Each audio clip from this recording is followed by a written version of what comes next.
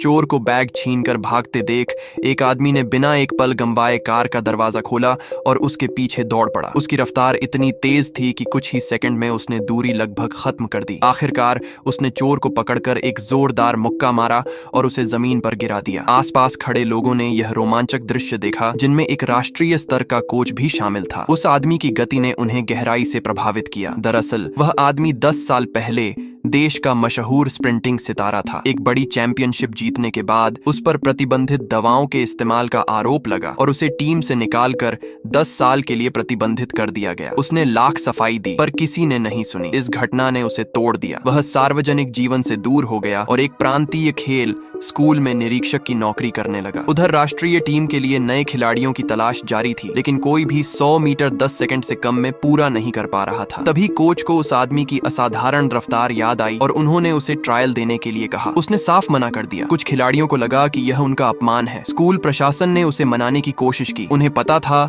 कि उसकी मां की सर्जरी के लिए पैसों की सख्त जरूरत है, इसलिए उसे 1 साल की तनख्वाह एडवांस देने की पेशकश की गई। वह चुपचाप तैयार हो गया। रेस के दिन उसने साधारण जूते पहने, स्पाइक्स तक नहीं। मुकाबला शुरू हुआ। वह पूरी ताकत से दौड़ा, फिर भी अंत में थोड़ा पीछे रह गया। आसपास के लोग मुस्कुराए, मानो सब पहले से तय था। लेकिन जाते जाते उसने सिर्फ इतना कहा कि वादा याद रखा जाए। बाद में कोच ने देखा कि उसकी चाल कुछ असामान्य है। जांच करने पर पता चला कि उसने पिंडलियों पर भारी पट्टियां बांध रखी थीं, जिनका वजन काफी था। तभी सब स्पष्ट हो गया। वह अपनी असली रफ्तार छुपा रहा था। कोच ने उससे कहा कि अतीत की सच्चाई एक दिन सामने आएगी और उसे फिर से मौका मिल सकता है। उन्होंने उसे अपना कार्ड थमाया। उस रात वह लंबे समय तक आईने के सामने खड़ा रहा, पुराने घाव और अधूरे सपनों को याद करते हुए। कुछ दिनों बाद उसने वापसी का फैसला किया। उसने पागलों की तरह ट्रेनिंग शुरू कर दी, अपनी पुरानी फॉर्म पाने के लिए। विश्व चैंपियनशिप करीब थी। अंतिम सूची जमा करने का समय निकलने ही वाला था और उसका कोई संदेश नहीं आया। तभी अचानक वह ट्रैक पर दिखाई दिया। प्रतियोगिता के दिन टीम में तनाव था। एक धावक दबाव सह नहीं पाया और पीछे हट गया। कोच ने सबको चौंकाते हुए